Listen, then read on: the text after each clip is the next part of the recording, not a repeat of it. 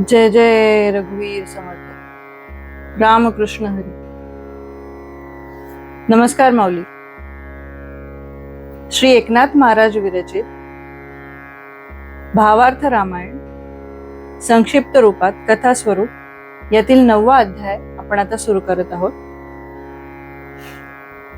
मागील अध्यायापर्यंत आपण पाहिले विश्वामित्र ऋषी सुकुमार 16-17 वर्षांचे झालेले राजपुत्र श्री राम आणि श्री लक्ष्मण यांना घेऊन दैत्यांच्या नाशासाठी आणि यज्ञ संरक्षणासाठी आपल्या सोबत वनवासात घेऊन गेले.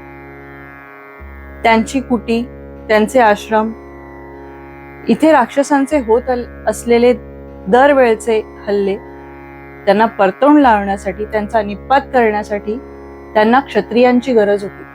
आणि ते क्षत्रिय हे विष्णूचे अवतार आणि शेषाचे अवतार श्रीराम व श्री लक्ष्मण आहेत.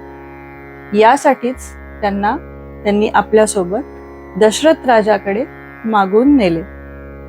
दशरथ राजा आधीच गुरुकुलात शिकत असलेल्या आपल्या पुत्रांपासून लांब होते. त्यानंतर पुन्हा तीर्थाटनासाठी गेलेले श्रीराम व श्री लक्ष्मण व त्यांचे बंधू भरत, शत्रुघ्न यांच्यापासून लांब राहिले. त्यानंतर परत विश्वामित्रांच्या विनंतीवरून आपल्या जीव की प्राण असणाऱ्या श्रीरामांना त्यांच्या सोबत पाठवले. पिता आणि पुत्रामध्ये जे प्रेम असतं ते आपल्याला यातून दिसतं. दशरथ राजा आपला प्रिय पुत्र श्रीराम याच्या सहवासासाठी आतुर झाला होता. परंतु श्रवण कुमाराच्या आई वडिलांचे आणि त्याचे जे वियोग दुःख त्यांना भोगावे लागले ते आता हळूहळू दशरथ राजाच्या वाट्याला येऊ लागले होते. त्यातूनच श्रीरामांच्या मनात तीर्थाटनावरून आल्यापासून एक वैराग्य वृत्ती अंकुर धरू लागली होती. या सर्वानंतर आता आपण बालकांडाच्या 9व्या अध्यायाला म्हणजेच श्रीराम वैराग्य निरूपण यास सुरुवात करत आहोत. श्री गणेशाय नमः. श्री रामचंद्राय नमः. राम आपल्या बरोबर येणार आहे म्हणून विश्वामित्रांना आनंद झाला. ते म्हणाले, राम, लक्ष्मणा, आपण आता आमच्या आश्रमाकडे जाऊया. पण राम म्हणाला, मी काही प्रश्न विचारू इच्छितो. कृपया माझी जिज्ञासा आपण पूर्ण करावी अशी विनंती आहे. श्रीराम म्हणाला, हा मानवी देह अत्यंत घृणास्पद आहे. तो नाश पावणारा, त्याचे कर्मही क्षय पावणारे आणि रक्त, श्लेष्मा, मल, मूत्र, स्वेद आदी निर्माण करणारा जणू घाणीचे कोठारच आहे. कृमींचे पेव, द्वंद्वाचे स्थान, दुःखाची खूण, विकल्पाचे पूर्ण माप, आशा, अहंकार, ममत्व, विकार, अविद्या, संकल्प, षड्विकार यांचे आगार आहे. आणि या देहापासून कोणीही खरा सुखी होत नाही. याची उत्पत्ती घाणीतून होते. देह भस्म झाला तरी इतरांनाही सुतक लागते.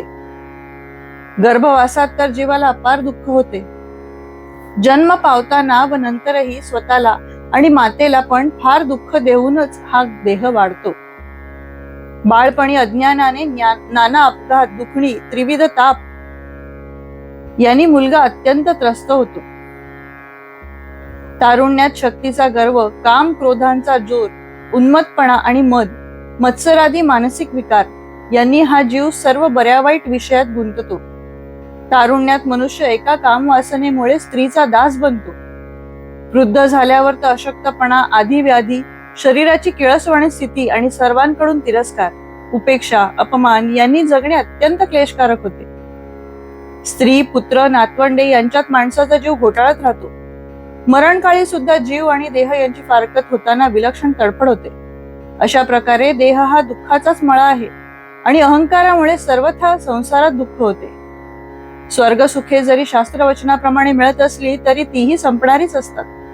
तेव्हा या दुःखमय संसारातून सुटण्याचा उपाय मला सांगा. मी तुम्हाला ज्ञानी संतांना शरण आलो आहे. श्रीरामाचे देह दुःख निरूपण व मुमुक्षेचे आर्ततेने विचारलेले अनेक प्रश्न त्यावेळी विश्वामित्रांनी तर ऐकलेच, पण सूक्ष्म देहानी अनेक सिद्ध तेथे आले होते व त्यांनीही ते ऐकले. त्या सिद्धांचे दशरथाच्या सभेत दृश्य रूपात आगमन झाले तेव्हा श्रीरामाने सुर नर ऋषी सिद्ध या सर्वांचे आदराने पूजन केले. श्रीराम साधक म्हणून प्रश्न विचारित आहेत व विश्वामित्र त्याला बोध देणार आहेत म्हणून सर्व श्रवणोत्कंठ झाले. श्री भावार्थ रामायण बालकांड श्रीराम वैराग्य निरूपण नावाचा 9वा समास समाप्त. तर श्रोतेहो, आता आपल्याला जे ऐकायला मिळणार आहे ते श्रीरामांचे प्रश्न आहेत. आदर्शवादी जगण्याचं एक सुंदर मानवी देहातलं उदाहरण म्हणजे श्रीराम आणि त्यांना पडलेले प्रश्न यांचं शंका निरूपण आता आपण ऐकणार आहोत. हे प्रश्न मानवी देहाबाबतीत आहेत. कुठलंही दैवत्व यामध्ये त्यांनी अजिबात येऊ दिलं नाही. त्यामुळे त्यांनी विचारलेले हे जे प्रश्न आहेत हे नक्कीच प्रत्येक माणसासाठी आवश्यक आणि तरणोपाय असे आहेत. तेव्हा आपण आता श्रवण करूया. श्री गणेशाय नमः. श्री रामचंद्राय नमः. बालकांड अध्याय 10. अध्यायाचं नाव शुकजन संवाद. श्री गणेशाय नमः. श्रीरामाने जे भाषण केले व त्यात जे निवृत्तीपर विचार प्रकट केले त्यामुळे विश्वामित्रांना आनंद झाला. त्यांनी रामाच्या सूक्ष्म बुद्धीची प्रशंसा केली आणि रामाची व्यासपुत्र शुक मुनी यांच्याशी तुलना केली. ते म्हणाले, शुक जन्मापासूनच मुक्त होता, पण त्याचे मन विकल्पाने विचलित झाले. त्यामुळे त्याचे मन पुन्हा स्थिर करण्यासाठी सद्गुरूला शरण जाणे त्याला भाग पडले.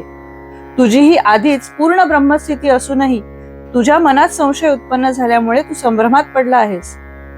श्रीरामाने शुकाची कथा पूर्ण जाणून घेण्याची इच्छा प्रकट केली तेव्हा विश्वामित्रांनी रामाला शुकाचे चरित्र सांगण्यास प्रारंभ केला. व्यासांचा पुत्र शुक हा जन्मतःच ज्ञानी होता. त्याच्या ठिकाणी प्रखर वैराग्य होते. त्यामुळे व्यासांना न विचारताच तो त्यांच्या आश्रमाचा त्याग करून चालता झाला. व्यासांचे मन वात्सल्याने भरलेले. त्यांनी त्याला शुका ये मागे फिर म्हणून वारंवार हाका मारल्या, पण शुकाची जाणीव विश्वरूप झालेली. त्यामुळे त्यांच्या हाकांना ओ म्हणून वनातील वृक्षांनीच साथ दिला. व्यास शुकामागून धावत गेले. मार्गात सिद्ध नामक सरोवरात अप्सरा स्नान करत होत्या. शुक त्यांच्या समोरून स्वतः नग्नावस्थेत चालत गेला, पण अप्सरा मुळीच लाजल्या नाहीत किंवा लपल्या नाहीत. पण मागोमाग व्यास येताच त्या लाजल्या. काहींनी वस्त्र आड धरले तर काही पाण्यात लपल्या. ते पाहून व्यासांनी अप्सरांना प्रश्न केला, तुम्ही तरुण शुकाकडे पाहून लाजला नाहीत, पण मी समोर येताच का लाजलात? मी तर वृद्ध आहे. त्यावर अप्सरा म्हणाल्या, आपले ज्ञान भेदभावावर आधारलेले आहे, पण शुकाच्या ठिकाणी अभेद बुद्धी पूर्ण आहे. स्त्री आणि पुरुष असा भेद त्याच्या मनात नाही. व्यास म्हणाले, माझे ज्ञान भेदभाव मूलक आहे असे तुम्ही कशावरून म्हणता? अप्सरा म्हणाल्या, जेव्हा आपण आमच्या लाजण्याबद्दल प्रश्न विचारलात तेव्हाच आपण भेद मानता हे सिद्ध झाले. व्यास मनोमनी समजले, पण अप्सरांचे बोलणे शुकानेही ऐकले. तेव्हा त्याच्या मनात असा विचार आला, मी ज्ञानी आहे, पण माझे पिता व्यास हे काही माझ्यासारखे ज्ञानी नाहीत. झाले. शुकाच्या मनात ज्ञानीप्रमाणाचा अभिमान प्रविष्ट झाला आणि त्या अभिमानामुळेच त्याचे ब्रह्मज्ञान लोप पावले. हिंगामुळे गोड पदार्थाची चव बिघडते. दुधात ताकाचा थेंब पडला की त्याचे दही बनते. शुद्धीवर असलेल्या माणसाने धोत्र्याचे बीज खाल्ले तर तो भ्रमिष्ट होतो. त्याप्रमाणे शुकाच्या जाणीवतेची शुद्धता बिघडली. व्यासांनी ते ओळखले आणि आधी ते शुकाला परत ये म्हणून बोलवत होते, त्याऐवजी ते त्याला म्हणाले, आता तुझ्या मनात मी ज्ञानी अशी जी अहंतायुक्त जाणीव प्रबळ झाली आहे तेच विकल्परूपी अज्ञानाचे लक्षण आहे. तुला निसंशय ब्रह्मज्ञान झालेले नाही. आता मी तुला परत बोलवणार नाही, पण मी एवढेच सांगतो की असाच पुढे जा, पण आधी जनक राजाला भेट. तो ज्ञान विज्ञानाने परिपूर्ण आहे. व्यासांनी सुचवले त्याप्रमाणे शुक जनकाकडे जाण्यासाठी मेरुगिरी पर्वतावरून उतरला व जनकाच्या नगरीजवळ पोचला. त्यावेळी त्याच्या मनात आले, नगरात जाताना वस्त्र अंगावर पाहिजे, नाहीतर लोक उपहास करतील. म्हणून त्याने वल्कलांचा उपयोग करून एक लंगोटी नेसली. राजाकडे रिकाम्या हाती कसे जावे या विचाराने त्याने थोडेसे भस्म हाती घेतले. देव, द्विज, गुरु व राजा यांना भेटण्यास किंवा दर्शनासाठी रिक्त हस्ते न जावे अशी रीती आहे. त्याने गळ्यात सूत धारण केले. नगराजवळ प्रवेशद्वाराजवळ द्वारपालाने त्याला अडवले. आपण कोण? शुक म्हणाला, जनक राजाच्या भेटीसाठी मी व्यासपुत्र शुक आलो आहे. द्वारपालाने शुकाला द्वाराशी थांबायला सांगितले व शुकाकडे जाऊन शुकाचे वाक्य त्याने यथातथ्य राजाला सांगितले. जनक राजाने ओळखले की शुकाला ज्ञानाचा गर्व आहे. शुक आला आहे असे ऐकताच माझे थोरपण लक्षात येऊन राजा मला सन्मानाने आत बोलवील अशी शुकाची अभिमानी भूमिका झाली आहे. तेव्हा त्याला संग सोड व सुखी हो असा प्रतिसंदेश पाठविला. संग तक्त्वा सुखी भव तो निरोप ऐकून शुकाने आपल्या हातातील भस्म टाकून दिले, लंगोटी व सूत्र काढून टाकले व राजाला निरोप पाठवला, मी निस्संग आहे, तेव्हा राजाने माझ्या भेटीसाठी यावे. झाले. तसाच निरोप द्वारपालाने राजाला सांगितला. तरी राजाने पुन्हा संदेश पाठवला, संग त्यागाने सुखप्राप्ती होते. हा दुसरा संदेश ऐकल्यानंतर आपण अजून कशा कशाचा संग करतो त्याचाच विचार शुक करू लागला. राजाने कोणत्या अर्थाने संग त्याग हा शब्द उपयोगात आणला असावा याचा तर्क करताना त्याला वाटले, मी मला शुक म्हणून म्हणतो, पण हे नाम तर देहाचे आहे. मी खराखुरा देह तर नाहीच. त्याचा संबंध माझ्याशी ममत्वाने आला आहे. मी देहाचा संग टाकतो. मी देह नाही, शुक नाही. पंचभूतांचे नाशिवंत शरीर म्हणजे मी नाही. मी पृथ्वी, जल, अग्नी, वायू व आकाश यातील काहीच नाही. मी अहम नाही व सह अहम नाही असे म्हणायचे तरी ते शब्द माईक.